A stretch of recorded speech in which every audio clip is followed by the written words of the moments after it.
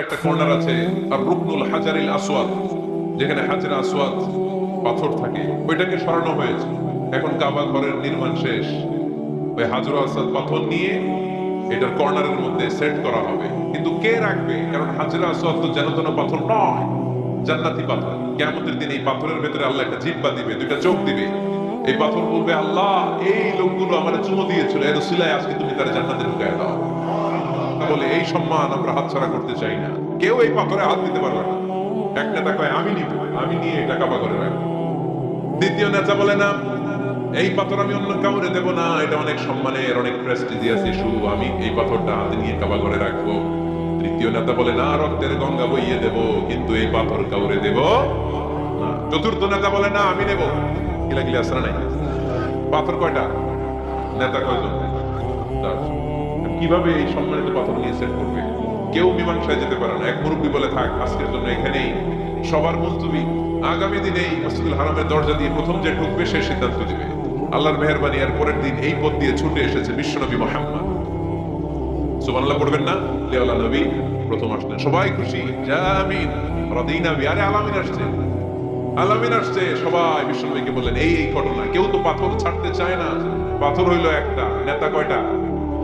এখন কে এই পাথর নিয়ে রাখবে? এই নিয়ে মারামারি। আল্লাহর হাবিব সাল্লাল্লাহু আলাইহি ওয়াসাল্লাম বললেন, যাই হালুম্মা ইলাইয়া সাওবান, একটা কাপড় নিয়ে আসো, আমি এখনই সলিউশন করে দিচ্ছি। সুবহানাল্লাহ নাই? কাপড় নিয়ে আসা হলো। বিশ্বনবী বললেন, কই পাথর? সবাই বলল এই পাথর। আল্লাহর হাবিব সাল্লাল্লাহু আলাইহি ওয়াসাল্লাম মোবারক হাত দিয়ে পাথরটা তুললেন। চার নেতারে বললেন, ও চার নেতা, কাপড়ের চার কর্নারে তোমরা ধরো। চার নেতা কাপড়ের চার কর্নারের মধ্যে ধরলো।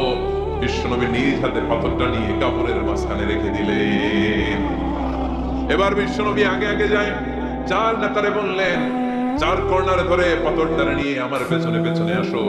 কাবার কাছে যে বিশ্বনবী আবার নিজ হাতে পাথরটা তুললেন, আবার নিজ হাতে কাবার ভেতরে রেখে দিলেন। পড়েন সুবহানাল্লাহ।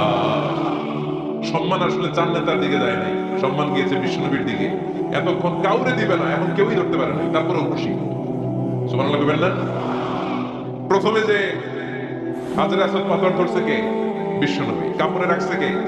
বিশ্বনবী। আবার কাপড় থেকে উঠিয়ে হাজরে আসওয়াদের পাথরটারে কাবার ভেতরে ঢুকাইছে কে? সুবহানাল্লাহ বলবেন না? সব সম্মান গেল বিশ্বনবীর হাতে, সব স্টেটাস গেল বিশ্বনবীর হাতে। চার নেতা কাপড়ের কিনারা ধইরাই খুশি, এইটাই করে নেতৃত্বের গুণাবলী চিল্লায় বলো ঠিক কিনা? এর বন্যা বইয়ে দিবে, কাউরে দিবে না পাথর। এখন কেউই ধরতে পারে নাই, কিন্তু স্লোগান দিতেছে জিন্দাবাদ। আসরা নাই? নেতা হইলে এরকম নেতা হইতে হবে। মদিনাতে আউস আর খাজরাজ গোত্রের যুদ্ধ 120 বছর। কয় বছর? কেউ থামাতে পারে না, রক্তক্ষয়ী যুদ্ধ। আল্লাহর হাবিব সাল্লাল্লাহু আলাইহি ওয়াসাল্লাম মক্কা থেকে মদিনায় এসে 7 দিনের ব্যবধানে 120 বছরের যুদ্ধ থামাইয়া দিলেন। এতদিন এই গোত্রের লোকের সাথে এই গোত্রের কোনো বিয়ে নাই, এই গোত্রের লোকের সাথে এই গোত্রের কোনো অর্থনৈতিক লেনদেন নাই। বিশ্বনবী যখন আউস খাজরাজের যুদ্ধ থামিয়ে দিলেন, মদিনাতে আনন্দের ধুম পড়ে গেল, নতুন নতুন উৎসবের ধুম পড়ে গেল। সব ভাই ভাই। নেতা হইলে এরকম নেতা হইতে হবে, কোনো মারামারি থাকতে পারবে না সমাজে। চিল্লা এখন ঠিক কিনা? নেতা আসলেই সমাধান, নেতা আসলেই। সহিহ বুখারীতে একটা কিতাব আছে, কিতাবুস সুলহ, মীমাংসার অধ্যায়।